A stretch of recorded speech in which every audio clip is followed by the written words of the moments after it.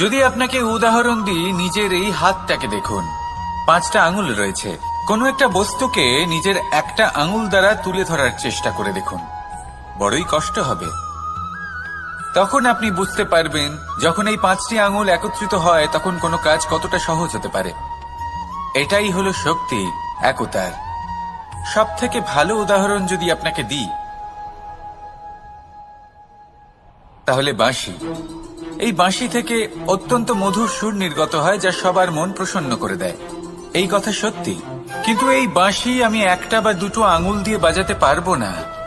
আমাকে প্রত্যেকটা আঙুল ব্যবহার করতেই হবে, তবেই এর থেকে মধুর সুর নির্গত হবে যা সকলকে প্রসন্ন করবে, ঠিক কিনা?